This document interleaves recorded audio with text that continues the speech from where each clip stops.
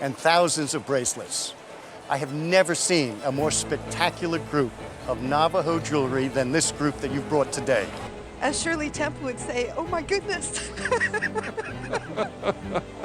Imagine opening an old jewelry box and finding out the pieces inside could be worth more than years of savings, a luxury car, or even a home. Welcome to Antique Discoveries. Today, we're looking at vintage jewelry collections that stunned Antique Roadshow experts and completely surprised the people who brought them in. What looked like a box of old jewelry suddenly became a life-changing discovery. The kind of hidden treasure that proves real fortunes can sometimes be sitting right inside a family drawer. A collection measured in tens of thousands of pounds and tens of pounds. And it's all jewellery, it all lives under the same name, and it gives you pleasure. I've collected jewellery since I was about 8. I started at jumble sales, worked up to junk shops, and then 1 or 2 auctions. What really drives you to buy this? The beauty and the colour of stones. From the very beginning, the appraiser understood this was not someone who bought jewelry simply because it sparkled. For her, the attraction was in the color of the stones, their natural beauty, and the long journey each stone had taken before ending up in a piece of jewelry. But what made this collection so interesting was that, on the same table, there were 2 completely different worlds. On one side were simulated stones, pretty to look at but not especially valuable. On the other were diamonds, emeralds, sapphires, and rubies, stones, where the right color, clarity, and quality could change the value very quickly. On this table, this is sand and sugar, isn't it? The sand is the simulated jewellery, and the sugar, the sweetest of all, is the diamonds and the emeralds and the sapphires and the rubies. What made this collection appealing was not that every piece was precious, it was that the owner loved both the sand and the sugar. One necklace might look like real emerald, but was actually synthetic. One star sapphire had its own strange, glowing star effect inside the stone. And when the appraiser asked which piece was her favorite, her answer surprised everyone. Which is your favourite? My favourite? That one. That one. Let's have a close look at that. The sapphire and diamond ring. It reminds me of a summer sky. It sounded like such a gentle answer, but in the world of antique jewelry, even one shade of blue can make a huge difference. The appraiser explained that if this sapphire had the perfect cornflower blue associated with a cashmere sapphire, its value could rise to £30,000 or £40,000, perhaps even more. But the real twist of this case was not hidden in one single piece. It was in the contrast. In the same collection, some items were worth only £10 or £15, while a 3-stone diamond ring with clean and attractive stones could be worth around £6,000 to £7,000 or more. You know, conservatively, that must be sort of £6,000 or £7,000 and more, mustn't it? Yes. So a collection measured in tens of thousands of pounds and tens of pounds, and it's all jewellery. An old jewelry box does not only hold gold, stones, or diamonds. It can also hold habits, memories, small purchases made over many years, and pieces whose true value even the owner may never have fully realized.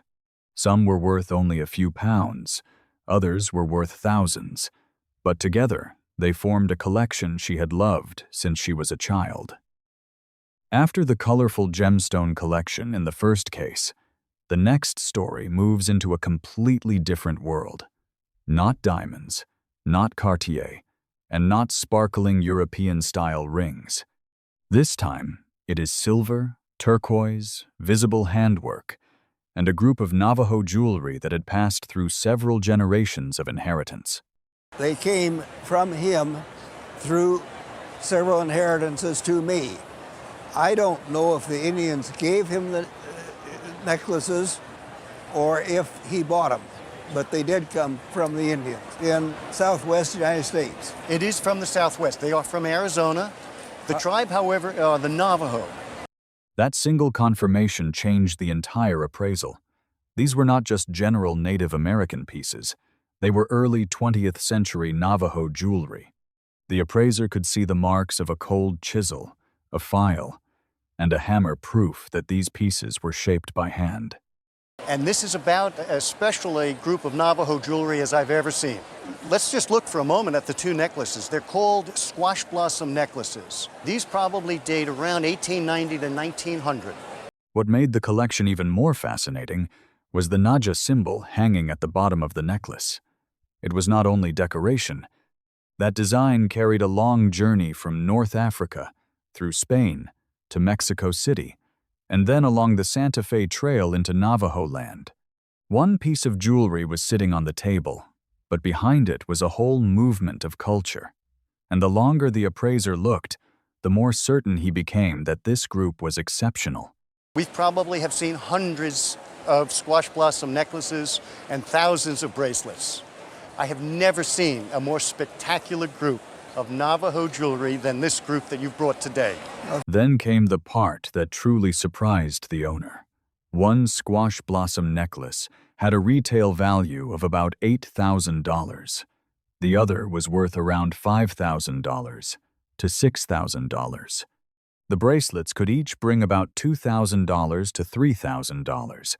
For jewelry that had simply moved through several inheritances, with its original story still unclear, those numbers were enough to stun her.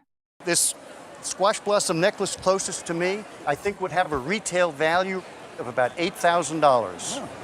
The squash blossom necklace nearest you, in the neighborhood of $5,000 to $6,000.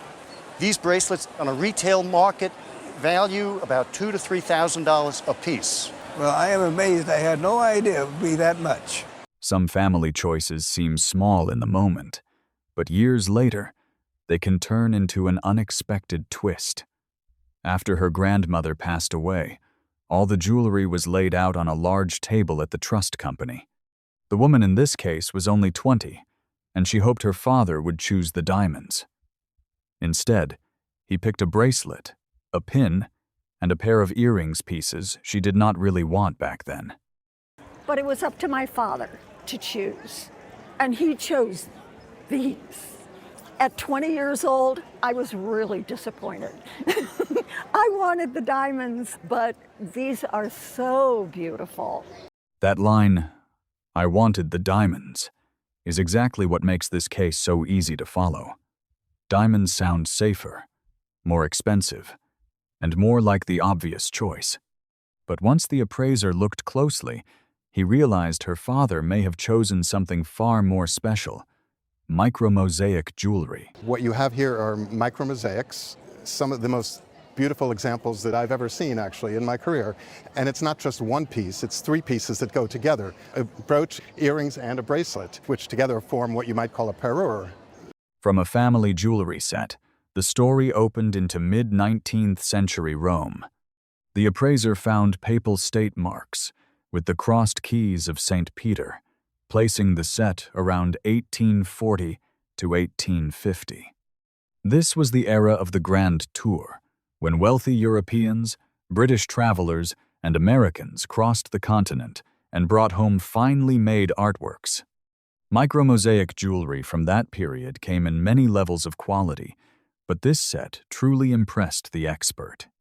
It had the papal state marks with the St. Peter's cross keys, cool. which place it around 1840, 1850. They came in all levels of quality, but these are among the best pieces of jewelry of that type that I have seen. And that was the reversal. What once disappointed a 20 year, old because it was not diamonds, was now being described as one of the finest examples the appraiser had seen. It was also a complete parure, the brooch, earrings, and bracelet sharing the same style, quality, and origin. Once several appraisers began discussing it seriously, it was clear this was no longer the jewelry chosen instead of diamonds. We're thinking that a retail price for these could be $28,000, $32,000, in that range. Holy cow. Wow. Increase my insurance, yes. That's wonderful. Maybe I'll wear them now. A set once stored away because it was not what she wanted finally became something that made her rethink insurance, family memory, and maybe even the choice her father made decades earlier. And we were part of the Trader Vic's Sunday night dinner event. And this took place probably once a month for almost 12 years. And when she passed, she left these two items to me in her will. At first, all attention naturally goes to the diamond bracelet. It is platinum, classic 1940s in style, with about 8 carats of round diamonds and another 10 carats of baguette diamonds. Altogether, it carries about 18 carats, feels heavy, solid, and clearly was not a small gift. If the old appraisal of around $10,000 once sounded impressive, Roadshow quickly shows that number was already too low. The bracelet's kind of a classic 1940s bracelet. The larger round stones all add up to about 8 carats total weight. Wow. And in those is another 10 carats of diamonds. That bracelet would be $15,000 to $20,000. Wow. At this point, the story already feels strong enough. A bracelet once undervalued can now reach $15,000 to $20,000, but the owner is not really there for the bracelet. She is there for the ring, and one short sentence completely changes the direction of the appraisal. Yeah. But I'm not here for the bracelet. I'm here for the ring. Oh, really? All right? Okay. So let's go. Okay. The ring has a large pearl, platinum, about 6 carats of diamonds, and pave, set stones covering the surface with light. But the secret is not in the pearl or the diamonds. It is inside the ring. Over here is where the magic starts to happen. It is signed. VCA. Van Cleef and Arpels. Yeah. Holy moly, she said something about Van Cleef and Arpels. And once the name Van Cleef appears, the value is no longer just about pearl, platinum, or diamonds. It is about the brand, the market, and what collectors are willing to chase. If the ring came up for sale, Yes, sir. I feel very strongly for it at auction at $20,000 to $30,000. I believe you'd have to put the bracelet at $35,000. But the ring, because it's Van Cleef, for insurance replacement, would probably be closer to $60,000. Oh my goodness, thank you.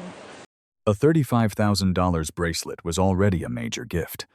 But the real reveal was the ring. The piece her old friend wore at Sunday dinners had become a Van Cleef and Arpels ring with an insurance replacement value close to $60,000. A wedding gift can sometimes be just a family memory. But when that gift is Cartier, bought in May 1929, right before the stock market crash, it becomes much more than a beautiful pendant. I brought a necklace that was given to my grandmother for her wedding. She passed it on to me to wear my wedding day. It's a beautiful Cartier Art Deco platinum, diamond, and sapphire pendant. The appraiser immediately recognized the language of Art Deco. But what made this piece special was not only the Cartier name. The real strength was that almost the entire package had stayed together. So it's stamped on the side, Cartier, here, and it's small. You really do need a loop to see it. And then on the opposite side, it has the numbering. You have the receipt from May of 1929, right before the stock market crash. And then my favorite, how it just pops open like an armoire. The interesting part was that the owner had already taken the pendant for an appraisal. At the time, she was told it was worth only about $1,500 to $3,000. But what bothered her was not just the low number. It was that the previous appraiser had not looked at the piece as a whole. With Cartier, the things that may seem like simple accessories can actually change the value. I had it appraised maybe 10 years ago, and I'm thinking that she maybe said $1,500 to $3,000, but the reason I didn't like it was she just didn't look at the box or this or any of the other information that was with it. I agree, it's the whole package. People collect just Cartier boxes. That was the key to this case. A piece of jewelry is not always valued only by carats or materials. It can also be valued by completeness. The box, the receipt, the signature, the date, the provenance, and the feeling that the object has never been separated from its original story. I would appraise your set retail at $15,000. Wow. Wow, I didn't expect that. Yeah, it's really, really remarkable. It was a beautiful gift. From an old appraisal of $1,500 to $3,000, the Cartier pendant rose to a retail value of $15,000. Not because it had suddenly changed, but because this time, someone saw everything that had always been there. The pendant, the box, the receipt, the Cartier signature, and a wedding gift almost a century old that could still surprise its owner. If any case proves that a treasure can begin with almost nothing, it is this one. Not $200, not even $20, but just $2.50. A small weekly sacrifice, the kind most people would forget, quietly became the beginning of a family treasure that no one saw coming. When I was in high school, I would every week save my lunch money, and on Fridays, I'd buy a new Tennessee pearl for about $2.50. No, it was $2.50. But the story gets even stranger. Her grandfather once lived near a creek bed where people could still find pearls in the water. They were so familiar that children did not even treat them like gems. They flipped them across the creek as if they were marbles. And they used to go over there and find them and flip and see who could flip them the furthest across to get them across the creek bed. The pearls, not the shells. The pearls. It treated them just like they were marbles. What once sat under a counter and was once thrown like marbles had become much rarer. But to the owner, they were never just pearls. One was a high school graduation gift from her parents. Another had been removed and sewn into the top of her daughter's wedding dress. That one is my high school graduation from my parents. Mother and Daddy gave me that. When my daughter Maxie got married, we took it off and sewed it into the top of her wedding dress in the V.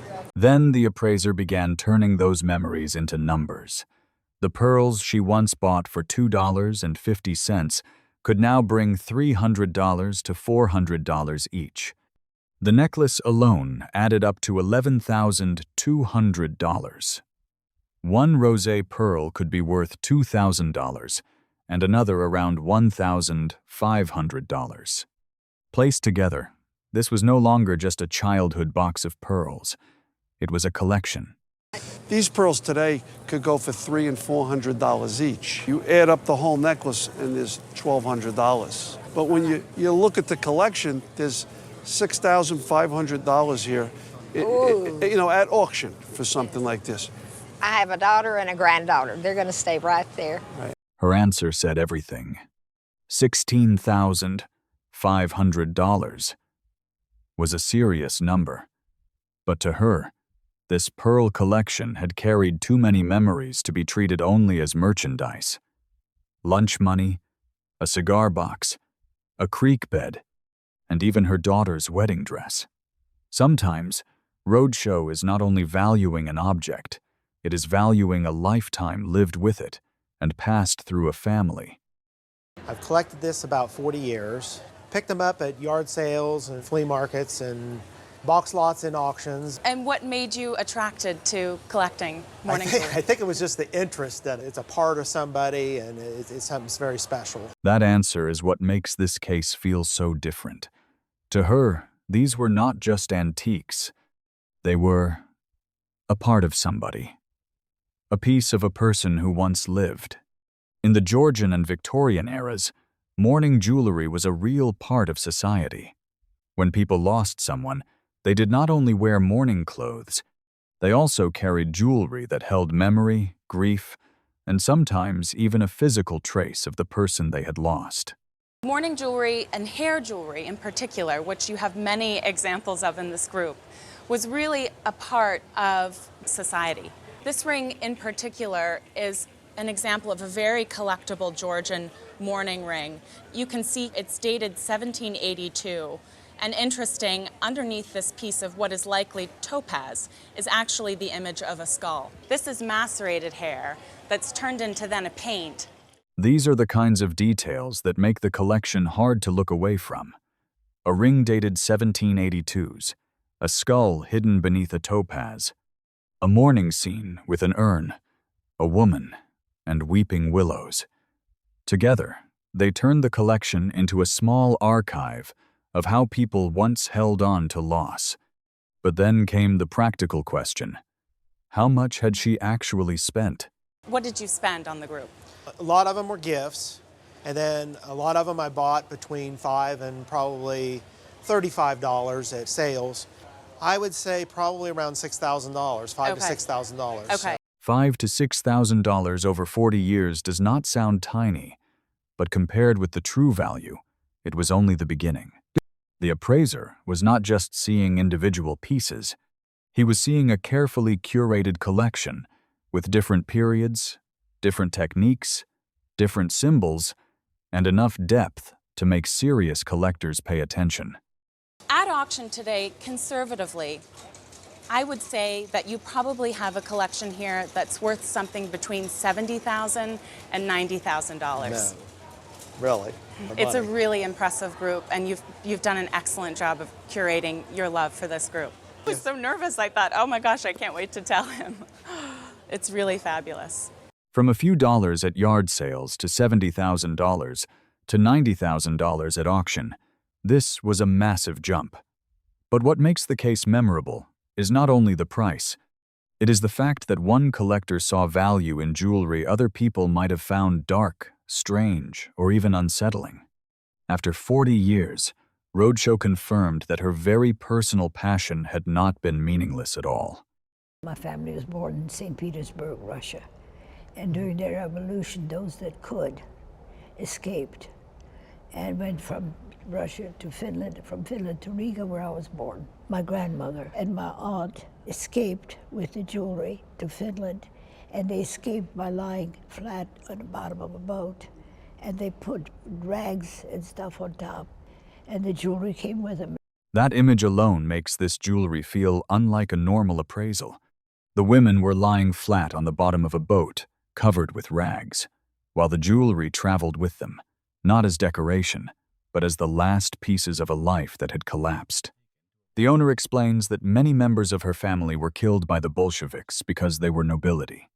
That means every stone here carries a story much heavier than its surface beauty. This one has a detachable element that turns it into a brooch.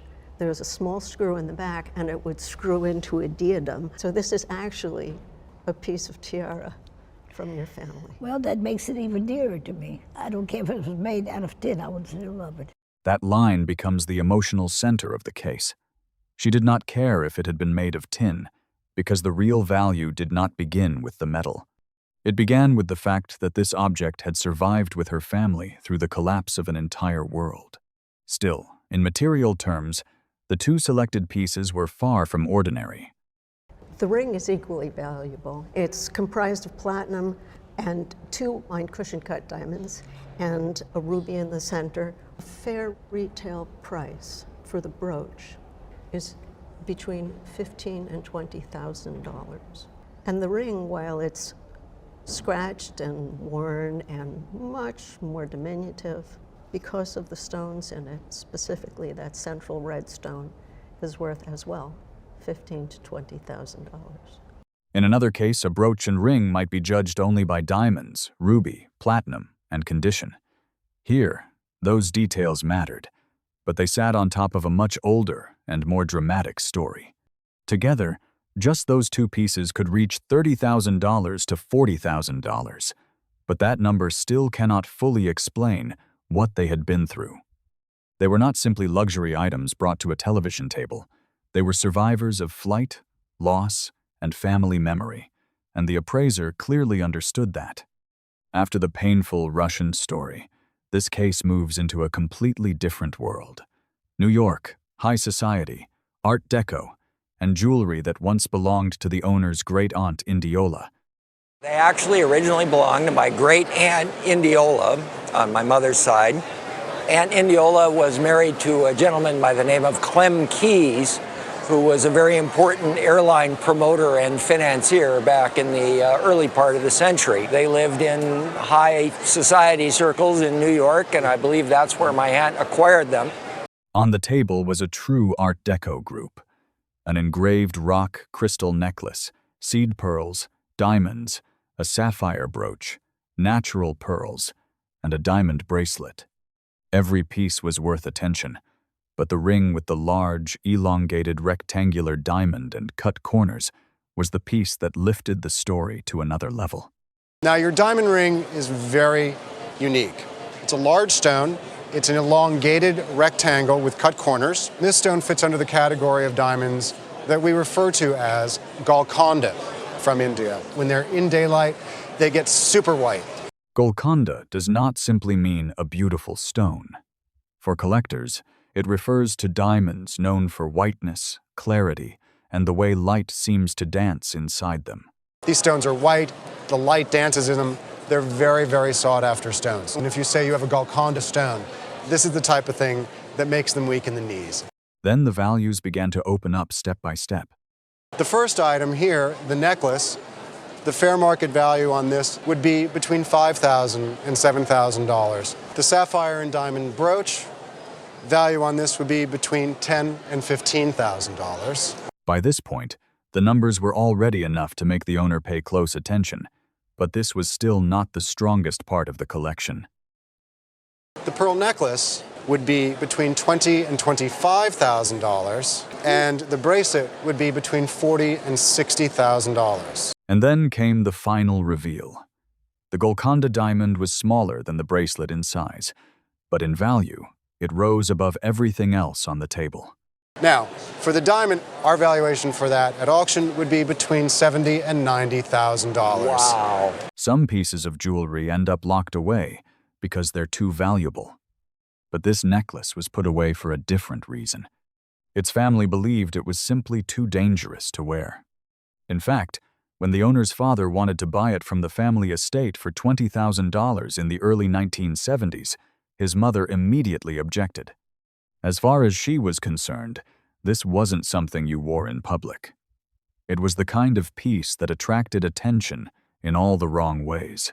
Unfortunately, when she passed away in the early 70s, I think it was 1970 or maybe 71, my father wanted to buy it from the estate for $20,000. And his mom had said, don't buy it. You can't wear that anywhere. It's an invitation to murder. So my dad bought it anyway because he was that guy.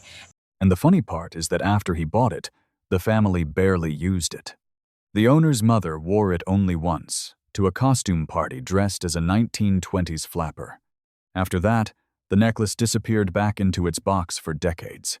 And my mom wore it one time to a costume party. What was her costume? I think that she was like a flapper with the dresses, and so she wore the choker, not as bracelets, and that was it.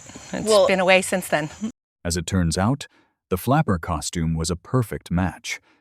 According to the appraiser, this piece dates to around 1925, right in the heart of the Art Deco era. It's a platinum necklace that can separate into two individual bracelets, the kind of design created for women who wanted to make an entrance wherever they went. Totally fitting that she wore it as a flapper because it firmly dates to the mid-1920s. Yeah. I'd say about 1925. So this is a beautiful Art Deco platinum and diamond convertible necklace that converts into two bracelets. Then came the detail that explained why the family had worried about it in the first place. The center diamond alone weighs about 5.5 carats. The rest of the piece contains a remarkable collection of additional stones. Altogether, nearly 23 carats of diamonds are mounted into this single jewel. This is no ordinary necklace. It's more like a wearable light show from the Art Deco period. So that central stone is 5.5 carats. Oh my gosh. Yeah. All together, it's about 23 carats of diamonds. And then came the moment everyone had been waiting for. Conservatively, I would give it an auction estimate of $60,000 to $90,000. If this were a signed piece of jewelry, you could triple that number. What had once been considered too dangerous to wear turned out to be one of the most impressive Art Deco treasures in the entire lineup. A family heirloom watch is usually enough to spark curiosity. But this case came with something extra. A tiny Louis Vuitton jewelry box. And when a Cartier watch is stored inside a miniature Louis Vuitton trunk, the story instantly becomes far more interesting. The owner brought in a watch that had traveled through generations of her family, from her great-grandmother to her grandparents, then her parents, and finally to her. I brought a watch that was my great-grandmother's. It was passed down from my great-grandparents to my grandparents to my parents and then to me. Along with the watch, they gave me my great-grandmother's jewelry box, which I store it in. The appraiser quickly realized this was no ordinary Cartier. It was a limited production Cartier ladies' tank dating to the mid-1970s. Diamonds appeared almost everywhere on the watch, from the dial and lugs to the case itself. Even the crown was set with a diamond rather than the sapphire typically found on most Cartier ladies' watches. You're not going to see a whole lot like this particular model. It's a Cartier ladies' tank. This is circa mid-1970s. The reason it's so unique, it was a limited production. At this point, most people would assume the Cartier was the star of the story. But the appraiser suddenly shifted his attention to the box. As it turned out, the miniature Louis Vuitton trunk had a story of its own. Back in the 1950s, it was a display piece in a store and was never intended to be sold. Yet the owner's great-grandmother managed to convince the store to let her have it after purchasing an entire set of luggage. And this was on display. It wasn't for sale. And she was able to convince the store to give it to her because she had purchased the larger size steamer trunk and the luggage. Looking at the two pieces side by side, the appraiser could almost picture their original owner. A woman who loved famous brands, appreciated quality, and clearly knew how to get what she wanted. What I see here is Cartier, French company, Louis Vuitton, French company. She liked everything French. She liked good names, good quality, owning nice things. Then came the surprise. So this one in today's market, a retail price on that is going to be $10,000 to $12,000. Wow. In today's market, retail on that, $2,000. Wow. The Cartier was valued at $10,000 to $12,000. But the little Louis Vuitton box carried a value of its own, around $2,000. Once again, Antique Roadshow reminded everyone of something surprisingly common in the world of hidden treasures. Sometimes the treasure isn't just what's inside the box. Sometimes the box itself is part of the treasure. Some collectibles increase in value over time. And then there are pieces that appreciate so dramatically that the numbers almost seem impossible. This case began with 2 silver bracelets purchased by the owner's parents through the Heard Museum in the early 1970s. The original price? Less than $200 each. Decades later, they arrived at Antique Roadshow and immediately caught the appraiser's attention. My parents collected jewelry from the Southwest, and these are 2 Charles Loloma pieces that I believe they got in the early 70s through the Heard Museum, and we actually have the receipts. So that it was under $200 per piece. The moment the name Charles Loloma entered the conversation, everything changed. Loloma is widely regarded as one of the most influential figures in the history of Native American jewelry. But these bracelets came from a much earlier period in his career, and that is exactly what made them so special. These are by Charles Loloma. He is really the godfather of American Indian jewelry. His influence and his impact on jewelry altogether has just been unprecedented. For many collectors, early works hold a unique appeal. They tend to be simpler, more authentic, and closer to the artist's original vision. That was one of the reasons the appraiser was so excited by this pair. The thing that's really exciting about these 2, they're early. But I backpedal to this period, which I like the best. Very innately Hopi, and I just love that. The owner estimated that the 2 bracelets might be worth around $15,000. That already sounded like an extraordinary return on the original purchase price. But the appraiser was only getting started. Both pieces were signed, retained their original receipts, and came with clear provenance from the Heard Museum. I would say for the 2 pieces, about $15,000. Okay. I would venture to say that in today's market, this bracelet alone, probably in the retail marketplace, about $25,000. Whoa. Can I sit down? Only kidding. Wow. Yeah. And that was only the first bracelet. This bracelet, wow, maybe a little more. Like, why? Because people like turquoise. And it's just a really great example of his restraint and creativity. $28,000. From under $200 each to $25,000 and $28,000. It was one of the most dramatic value increases in the entire video. But the most remarkable part wasn't just the money. The owner's parents had unknowingly chosen the right artist at the right moment and acquired the right pieces long before the market fully understood just how important Charles Loloma would become. Not every piece of jewelry leaves an impression because of an enormous valuation. Sometimes it's the story behind it that stays with people. This case began with a delicate necklace that has survived since the 18th century. And in a way, this is exactly what you brought. You brought me a fair flower of a necklace. From what date do you think? Well, I thought maybe the kind of 18th century. I'm not sure. That's right. Well, exactly. What's remarkable is that the necklace survived it all. It is set with a mixture of materials, including glass stones. And according to the appraiser, that may be exactly what saved it. Had it been made entirely of highly valuable gemstones, it might have been dismantled long ago so the stones could be reused elsewhere. Instead, it remained largely intact for more than 2 centuries. Well, I think it is an extremely delicate object and a very strange survival. Perhaps it's come through and it takes us into a luminous world of entertainment in the 1760s of dress and dances and masks. But the owner had brought another piece as well. A ring that she wasn't sure contained real stones or simply paste imitations. The answer came almost immediately.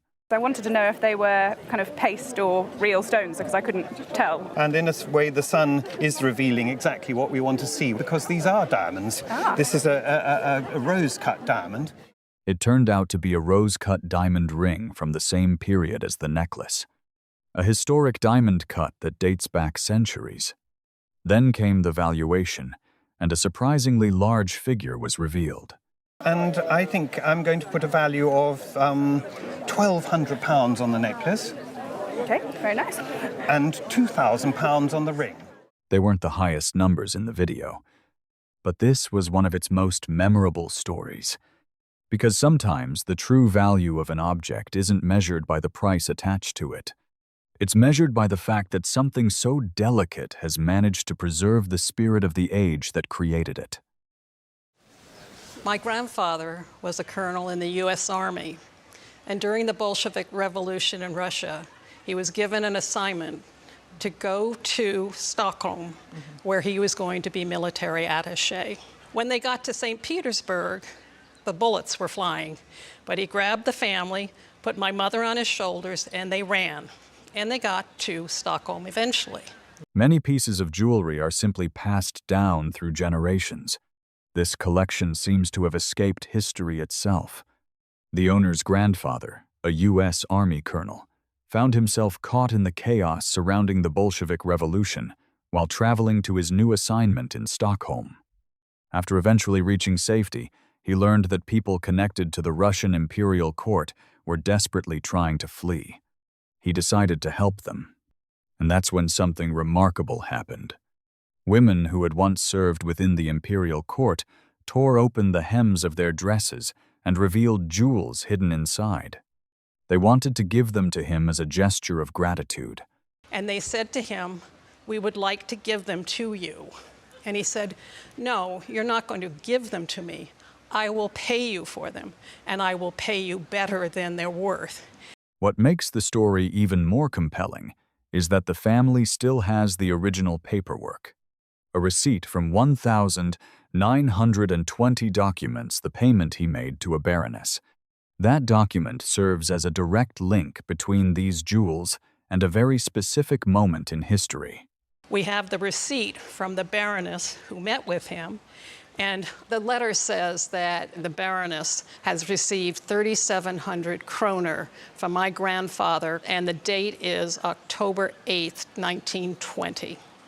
According to the appraiser, these women were not servants. They were trusted companions and close associates of the Russian Empress. That detail makes the collection's origins even more significant. They're confidants and secretaries and basically friends of the Empress. Exactly. So she might have been a baroness and a confidant to the Empress, and maybe they were gifted by the Empress to her. The jewelry itself dates from before the Russian Revolution, roughly between the 1860s and the 1880s. But the most important part of the story isn't the age of the pieces or the number of diamonds they contain. It's the history that has traveled with them for more than a century. But most importantly, it's pre-revolutionary Russian court jewelry. I would give it an insurance value of $18,000 to $24,000. An insurance value of $18,000 to $24,000 is certainly impressive. But this is one of those cases where the history may be even more valuable than the jewelry itself. Some objects seem like pirate treasure when you're a child. Years later, that same object can end up on Antique Roadshow with a valuation reaching $150,000. That's exactly what happened with this cuff. Well, my mother gave it to me as a wedding present about 20 years ago. And before that, it had been a gift to my mother from her great-aunt Helen Hayes. Well, why don't you read how she... So my mother's name is Annie, and she says, "Darling Annie, your Uncle Charlie picked this as a gift from me years ago.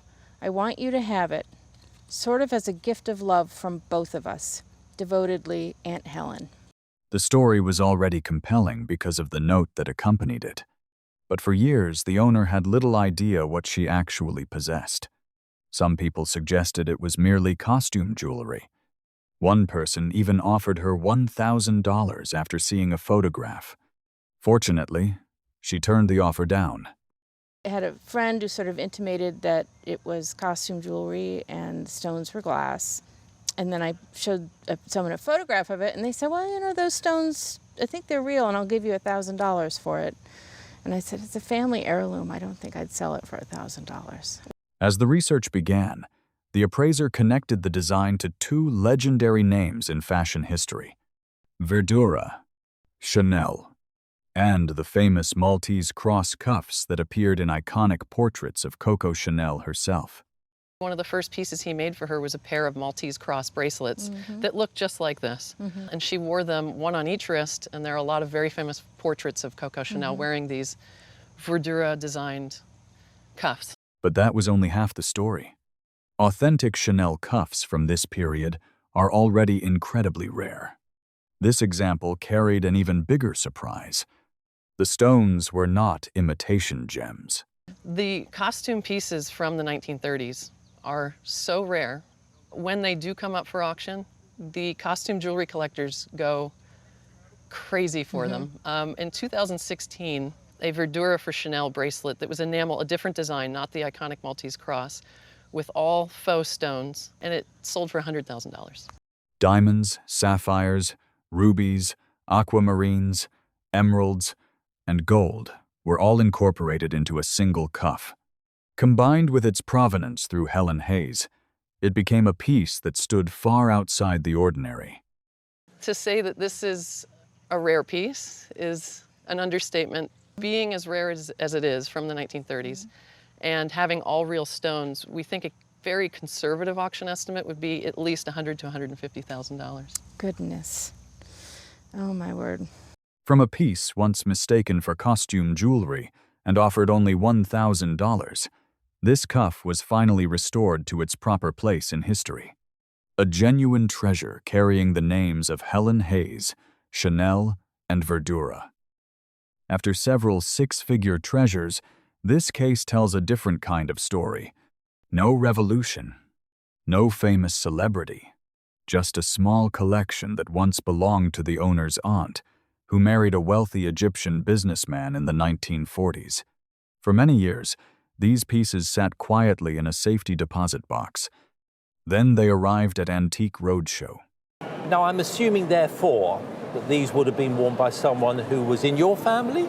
They were my aunts, and she married a wealthy Egyptian in the 40s, and these were part of her treasure trove, I guess, from that period.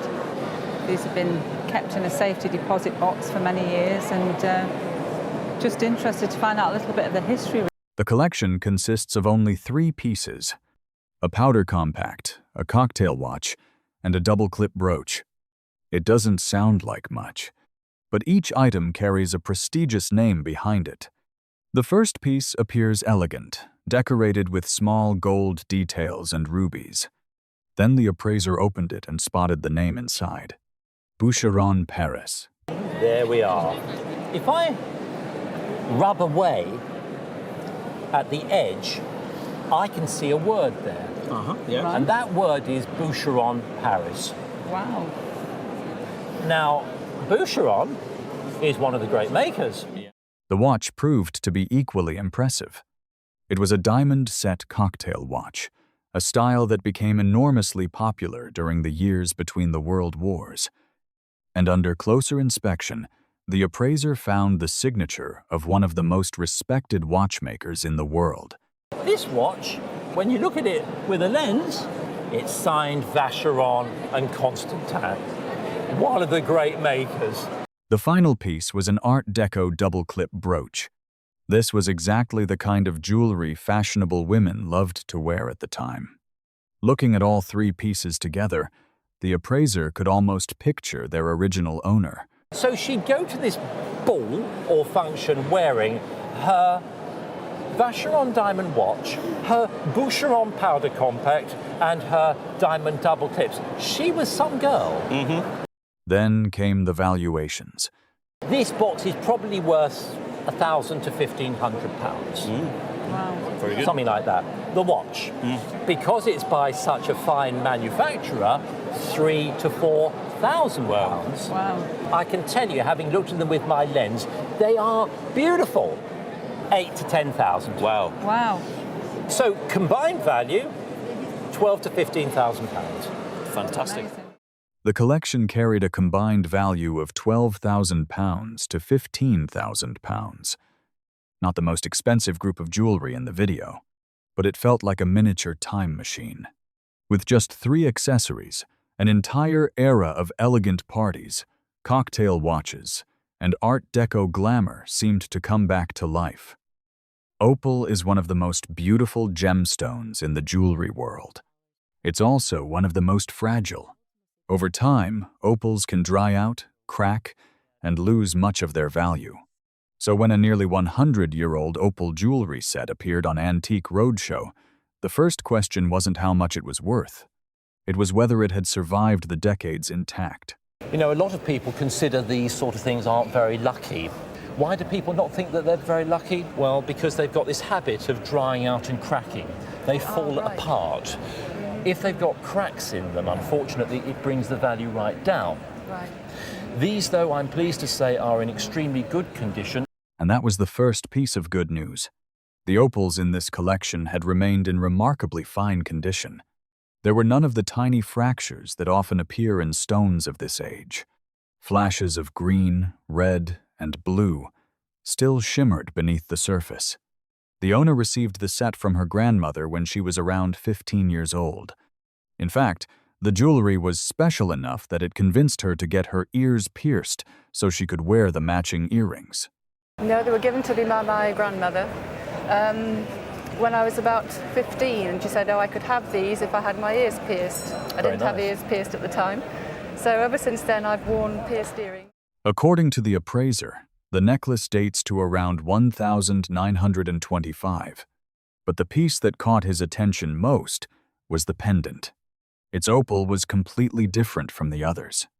It displayed far more fire, more color, and immediately stood out from the rest of the set. You've also got an opal pendant, and I'm interested in this one because, as you can see, it's an utterly different stone. Much more fire in that one. Much more fire, much more of this so-called pin fire, where you've got all sorts of flecks. Then came the valuation, and the numbers immediately caught everyone's attention. So down to values, well, I would think for insurance around about £7,500. You've got the opal beads for the ears too. Right. These for insurance purposes probably about £500, £600, and that pendant probably at auction around £800 to £1,000 and insure that one for £2,500. The necklace alone carried an insurance value of around £7,500. The earrings and pendant added even more value. But the most memorable part of this case wasn't the money. It was the fact that a gemstone, famous for its fragility, had survived nearly a century while still preserving its beauty. When the owner's grandmother passed away at the age of 102, she left behind a box filled with old jewelry. At first glance, it looked like the kind of family collection that had simply accumulated over generations. But when the appraiser opened it, he saw something much more remarkable. He described it as a cabinet of curiosities, a miniature world of Georgian and Victorian jewelry preserved inside a single box. My grandmother handed it down to me when she passed away a few years ago at the age of 102. Goodness gracious me. So, well, now look at that. She left all this Look at that. for me as Because well. here we have a veritable cabinet of curiosities. It's an extraordinary collection of Georgian and Victorian jewellery. Inside were all kinds of unusual treasures. Gold chains dating back to the early 19th century. Mourning rings created to commemorate loved ones who had passed away. And examples of craftsmanship so refined that it's hard to believe they have survived for nearly 200 years. And this is a Georgian gold Belcher link chain. And typically, there's another gold chain made out of spun gold. Then there's some really delightful mourning rings. But what makes this collection especially interesting is that it isn't entirely a relic of the past. At least one piece is still being worn today. The owner revealed that she actually wore one of the rings on her wedding day. Do you wear them at all? I have actually worn this little one. And that was the actual ring that you wore? I did wear that one, yeah. Details like that make the collection feel alive. These aren't forgotten objects sitting behind glass. They remain part of a family's story. Then the appraiser began assigning values to the individual pieces. The rings, you've got the half-hoop ring there, lovely diamonds, 5 graduated stones. That's worth about £800 to £1,000. The mourning rings are worth between £300 and £400. You've got a lower tier drawer, which is probably worth £8,000. Well, I didn't realise that at all. It really is a unique collection. The lower drawer alone was valued at around £8,000. Not because of a single spectacular item, but because the collection as a whole preserves nearly 2 centuries of history. A family collection carefully passed down through generation after generation. Jade is one of the few gemstones that can make even an experienced appraiser proceed with caution. A small crack, a slight difference in color, or a change in surface quality can dramatically affect its value. So when this jade collection arrived at Antique Roadshow, the first task wasn't assigning a price. It was understanding exactly what time had done to each piece. My grandfather bought them for my grandmother over the years, and I think he must have bought them in London. It's very tricky with jade. Issues with jade you have to bear in mind are colour, uniformity of colour through the stone, shape of the stone, size of course, patina. The appraiser was intrigued almost immediately. There was a jade ring mounted with diamonds in a style typical of the 1920s. There was also an Art Deco brooch combining jade and diamonds. But jade always comes with challenges. One piece had an unusual shape. Another had a crack running directly through the stone. And with jade, flaws like that matter. It's got a crack running all the way through it. In fact, the mount's been made to hold it because it's got more claws on that side. And they're very thin slices, aren't they? Yeah. Then came the piece that truly stopped the appraiser in his tracks. A Chinese jade carving with extraordinary detail. Tiny birds, intricate open work carving, and a rich color that immediately stood out from the rest of the collection. And then finally, you've got this terrific terrific Chinese jade carving, which by its quality, I mean, look at the detail bird. here, I the love little the bird. Then the valuations began. I think that in that condition, with the crack across it, my instinct is that this is probably worth something around £4,000. That one there, I think it has to be worth the same sort of money. Fetch something like £6,000 to £8,000. Really? But I think this is probably £8,000 or £10,000. Several pieces were valued at around £4,000. The finest carving could bring between £8,000 and £10,000. But the most memorable part of this story wasn't the money. It was the fact that the owner's grandfather spent years collecting these pieces for the woman he loved. And decades later, that affection still seems to live on in every piece of jade passed down to the next generation. Some treasures remain forgotten for so long that even the family no longer remembers they exist. This case began after the owner's mother-in-law passed away. Years later, the family discovered a collection of emerald and diamond jewelry still sitting in a bank vault. And when the appraiser began examining the pieces, he chose to tell their story in reverse, starting with the newest piece and working backward through time. They were my mother-in-laws, and they were in the bank. And it wasn't until after her death, 12 years ago, that we discovered this jewellery in the bank. So I'm going to start from the most recently made piece, and then I'm going to go backwards. The first piece was an Art Deco brooch dating to around 1930. Its geometric design immediately revealed the period. But what truly caught the appraiser's attention was the emerald at its center, a rich blue-green color that collectors actively seek today. I'm going to start with this one here. Emerald and diamond brooch, that very geometric, rectangular look would date that to Art Deco. But the emerald in the middle of this piece is a lovely, dark, blue-green color, and it's just the kind of color that the market most looks for. Then the story moved further back in time. There were Victorian emerald and diamond earrings, and then a necklace that impressed the appraiser even more. Its intricate gold filigree work and remarkably consistent emeralds immediately stood out. According to the appraiser, it predated the Victorian era altogether. Now we move on. Look at that.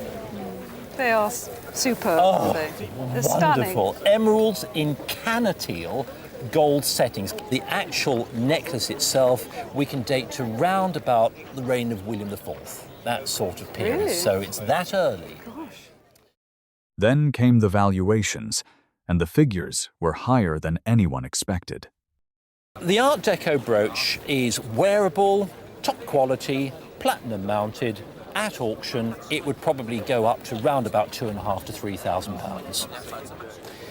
The earrings, emeralds and diamonds again, I'm noting the old cut of the diamonds, but they are exquisitely commercial. One would be expecting them to make maybe £4,000 or £5,000.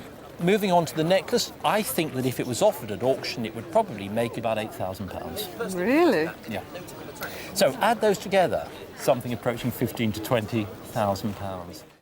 The collection carried a combined value approaching £15,000 to £20,000. But the most fascinating part of this case wasn't the money. It was how a handful of jewelry pieces could trace an entire history of design, from the reign of William IV through the Victorian era and into Art Deco, a collection forgotten in a bank for years, only to reveal more than a century of jewelry history when it was finally brought back into the light. Not every family heirloom is passed down when people expect it to be. In this case, the owner's father held on to the family jewelry until his two daughters were already in their 50s. Then one day he called them together and announced that they were finally old enough to receive it. It was a moment that was both touching and unintentionally hilarious. So we had a day with Dad where he said we were old enough to have the family jewelry. We were 54 and 55. What about my wedding? Behind the humor was the memory of a remarkable grandmother. She was born in 1900 and was well known in the family for her love of jewelry. Jewelry, fur coats, and horses were among the great passions of her life. They have a lot of memories for me. My grandmother, who was born in 1900, she died about 30 years ago, and she cared how she looked, but it was always about her jewelry. Her jewelry and furs were everything to her, and her horses. As the appraiser examined the collection, he recognized a group of American jewelry pieces from the early 20th century. 2 platinum rings appeared to have been made by the same jeweler, but the standout piece was a bangle that, according to the owner, had been her grandmother's favorite piece of jewelry. What's interesting, these were all made in America because they've all got 14 karat, in fact, is inscribed on this bangle. Right. And these 2 are platinum. And they've both been made by the same person because there's inscribed JKD, which is the initials of the maker. Oh. Then came the valuations. You would be looking at, with the bangle here, something between £5,000 to £7,000. And then we have here the 3-stone ring with the sapphire triangles, and we would be looking at about £4,000. Wow, okay. And then we have this one here, and we would be looking at about £5,000. So collectively, you're looking at about £15,000. The collection carried a total value of around £15,000. An impressive figure, but not the most memorable part of the story. What stayed with everyone was the image of the grandmother herself. A woman who loved jewelry, appreciated beautiful things, and knew exactly what she liked. Decades after her passing, the collection continues to tell her story through the pieces she treasured most. Some objects are so small that most people would dismiss them as old makeup cases, but sometimes a compact can be worth more than a major piece of jewelry. This case began with 3 accessories that had been passed down through generations of the same family. At first glance, they looked like elegant little cases designed for evenings out. Then the name Cartier appeared. And after that came an even bigger surprise. My mom's mother inherited them from her cousin. He got them from his parents, and I've now inherited them. The appraiser started with the first compact, a Cartier design in 1/8 karat gold, dating from around the 1940s. Elegant, refined, and created for fashionable evenings. Then he picked up the second piece, and the owner was immediately surprised to learn that it was Cartier too. Let's start with the first one here, the Cartier. This would be the latest of the group, probably circa 1940, 45. Right. And it has one little ruby set into the compact. The second one is Cartier also. Oh, it is, okay. This is from the Art Deco period. At this point, many people would assume that the 2 Cartier pieces were the stars of the story. But the third item changed everything. It was a Minaudière from Paris. And when the appraiser opened it, he immediately spotted the maker's name, Arnold Ostertag, a company less famous than Cartier, but regarded as every bit as talented. And the first thing that I saw was its maker, Arnold Ostertag, out of Paris. They're not as well known as Cartier and Van Cleef and Arpels, they're neighbors. Sure. But they were every bit as talented. Then the case opened to reveal a miniature world from the 1930s. Inside were a watch, a lighter, a lipstick compartment, a mirror, and a powder compartment. A luxury accessory designed to carry almost everything a woman might need for an elegant evening. The case itself is 18 karat gold, and it opens to reveal the watch. Yeah. Here is the lighter, and then the below section opens to reveal the lipstick. Sure. So once you take those 2 sections out, the case opens, and one compartment would be for her powder and a mirror. Yeah. Then came the valuations. I would say An auction estimate, you would be looking at $3,000 to $5,000. Wow. The black enamel Art Deco Cartier case, conservative estimate because of the condition issue, I would say at auction $6,000 to $8,000. Oh my gosh. And this one, the Minaudière, is the star of the group. At auction, a conservative estimate would be $15,000 to $20,000. That's amazing. So it's really a wonderful collection. Wow. The first Cartier compact was valued at $3,000 to $5,000. The Art Deco Cartier case was estimated at $6,000 to $8,000. But the true star was the Ostertag Minaudière, with an auction estimate of $15,000 to $20,000. I'm not really quite sure what I brought in. My mother went to visit her sister, Eloise, and Eloise was Mrs. William F. Buckley Sr. So William Buckley, Some treasures are overlooked not because they lack value, but simply because they are not to everyone's taste. The final case of this video begins exactly that way. 5 sisters looked at an old jewelry set. Most of them immediately passed on it. They thought it was a little too flashy, a little too ornate. Only one sister decided to keep it. Not because she knew it was valuable, simply because she liked it. Years later, she brought it to Antique Roadshow with one very honest hope, that her sisters might regret passing it up. It sounds like the perfect hidden treasure story. An object that nobody wanted. One person who kept it based on instinct alone. And then the expert began uncovering what it really was. According to him, this Victorian necklace and earring set was made around 1870. But what impressed the appraiser most was not its age. It was the fact that the set had survived intact. Pieces like this are often broken apart over the generations. Some elements become earrings. Others become pendants. Some disappear entirely. This one did not. More than 150 years later, it still retains much of its original form. Then came the moment the owner had been waiting for since the beginning of the story. If you went to buy this in a retail store today, you would be looking between $6,000 and $8,000. Oh, wow. Nice. Very nice. Do you wear it? I do wear it. I think it's wear it. gorgeous. Well, thank you so much. Thank you I'm for delighted to bringing it. know that.